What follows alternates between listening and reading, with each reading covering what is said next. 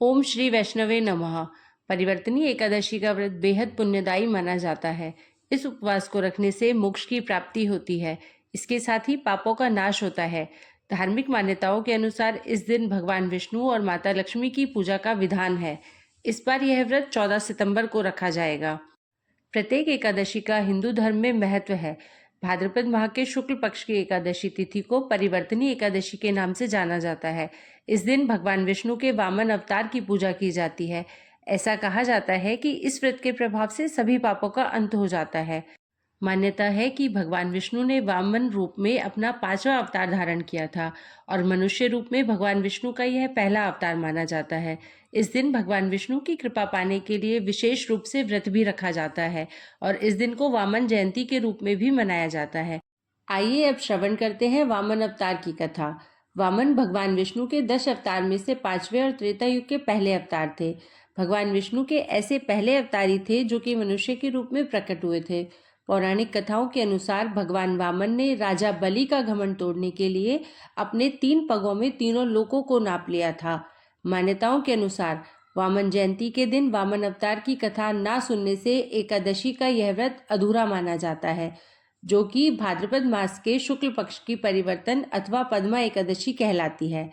वामन अवतार को लेकर श्रीमद् भागवत गीता में एक कथा बहुत प्रचलित है, जिसके अनुसार एक बार देवताओं और दैत्यों के बीच भीषण युद्ध हुआ, जिसमें दैत्य पराजित हुए और जीवित दैत्य मृत दैत्यों को लेकर अस्ताचल की ओर चले गए। दैत्यराज बलि देवराज इंद्र के वज्र से मृत्यु को प्राप्त हो गए। तब राजगुरु ने अपनी मृत संजीवनी विद्या से दैत्यराज बलि को जीवित कर दिया, साथ ही अन्य दैत्यों को भी जीवित और स्वस्थ कर दिया, क्योंकि गुरु शुक्राचार्य के पास मृत संजीवनी नाम की एक ऐसी विद्या थी जिससे वे मृत लोगों को भी जीवित कर दिया करते थे और वे केवल असुरों पर ही इसका प्रभाव दिखाते थे। इसके बाद गुरु शुक्राचार्य ने राजा बलि के लिए एक यज्ञ का आयोजन किया और अग्नि से एक दिव्य बाण और कवच प्राप्त कर लिया।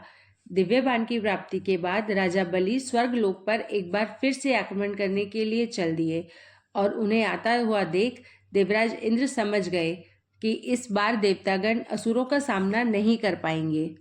ऐसे में देवराज इंद्र समेत सभी देवता स्वर्ग छोड़कर चले गए। परिणाम स्वरूप स्वर्ग पर राजा बलि का अधिकार स्थापित हो गया और दैत्य गुरु शुक्राचार्य ने राजा बलि के स्वर्ग पर अचल राज करने के लिए अश्वमेध यज्ञ का आयोजन करवाया। देवराज इंद्र को राजा बलि की इच्छा के बारे में पहले से ही पता था और उन्हें यह भी पता था कि अगर राजा बलि का यह यज्ञ पूरा हो गया तो दैत्यों को स्वर्ग से कोई नहीं निकाल सकता। ऐसे में सभी देवी देवता बहुत चिंतित हो गए और श्री हरि भगवान विष्णु की शरण में जा पहुंचे। देवराज इंद्र ने अपनी पीड़ा बताते हुए श्री हरि से सहायता के लिए प्रार्थना की। देवताओं को परेशान देख भगवान विष्णु ने उनकी सहायता करने का आश्वासन दिया और कहा कि मैं वामन रूप में देवराज इंद्र की माता अदिति के गर्भ से जन्म लूंगा। इसके बाद भाद्रपद मास के शुक्ल पक्ष की द्वादशी तिथि को श्री हरि भगवान ने माता अदिति के गर्भ से धरती पर 5वां अवतार धारण किया। उनके ब्रह्मचारी रूप को देखकर सभी ऋषि मुनि और देवी देवतागण प्रसन्न हो गए और सभी ऋषि मुनियों ने उन्हें अपना आशीर्वाद दिया और वामन एक बौने ब्राह्मण का वेश धारण कर राजा बलि के पास जा पहुंचे। उनके तेज से यज्ञशाला प्रकाशित हो उठी। यह देखकर बलि ने उन्हें आसन पर बिठाकर उनका आदर सत्कार किया और कोई दक्षिणा मांगने को कहा, जिसे सुनकर वामन देवता ने अपने रहने के लिए 3 पग भूमि देने का आग्रह किया। हालांकि दैत्य गुरु शुक्राचार्य को पहले से ही आभास हो गया था। उन्होंने राजा बलि को इशारे से यह वचन ना देने के लिए कहा था। देवताओं के द्वारा दी गई नाना प्रकार की शक्तियों से संपन्न होकर वामन देव राजा बलि के यज्ञ अनुष्ठान में याचक बनकर गए। वामन जी का स्वरूप अत्यंत ही मनोहर ब्रह्मचारी रूप था। उनके इस तेजस्वी रूप को देखकर सभी मोहित हो गए। राजा बलि ने उनसे दान मांगने के लिए कहा तो वामन देव ने कहा, अगर आप दान देने के इच्छुक हैं तो पहले हाथ में जल लेकर दान देने का संकल्प करें। इस पर दैत्य गुरु शुक्राचार्य को ब्रह्मचारी वामन देव पर संदेह हुआ। यद्यपि वह बालक के रूप में थे तो भी गुरुदेव यह जान गए कि यह कोई साधारण बालक नहीं बल्कि साक्षात जगदीश्वर विष्णु है और यह देवताओं का कार्य सिद्ध करने के लिए यहाँ आए हैं। तब दैत्य गुरु शुक्राचार्य ने बलि को दान देने का संकल्प करने से रोका, पर दैत्यराज बलि नहीं माने और इस पर उन्होंने राजा बलि को श्रीहीन होने का श्राप दे दिया। दैत्यराज बलि ने जैसे ही कमंडल रूपी जल के पास इस संकल्प को करने के लिए जल हाथ में लेना चाहा तो कमंडल से जल नहीं गिरा। कमंडल के मुंह को दरअसल शुक्राचार्य ने अपनी सूक्ष्म देह धारण करके रोक लिया था। वामन जी ने तिनके के सहारे से कमंडल का मुंह साफ कर दिया, परंतु उस तिनके की चोट से शुक्राचार्य के नेत्रों को क्षति पहुंच गई, जिस कारण वे अंधे हो गए और चिल्लाते हुए वे उस कमंडल से बाहर आ गए। यह उनका दैत्यों को बचाने का अंतिम प्रयास था। इसके बाद वे अन्यत्र कहीं चले गए।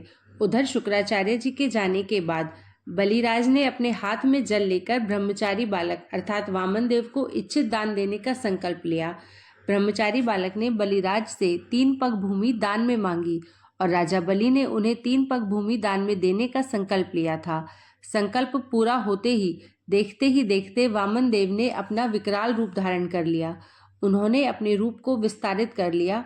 इसके बाद उन्होंने पहले पग में संपूर्ण पृथ्वी, दूसरे पग में संपूर्ण आकाश को नाप लिया। तीसरा पग रखने के लिए राजा बलि के पास कुछ भी शेष नहीं रह गया।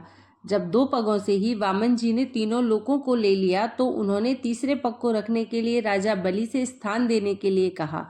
दैत्यराज बलि को भी एहसास हो चुका था कि यह कोई और नहीं, साक्षात श्री हरि ही हैं और वे ही उनके यहाँ याचक बनकर पधारे हैं।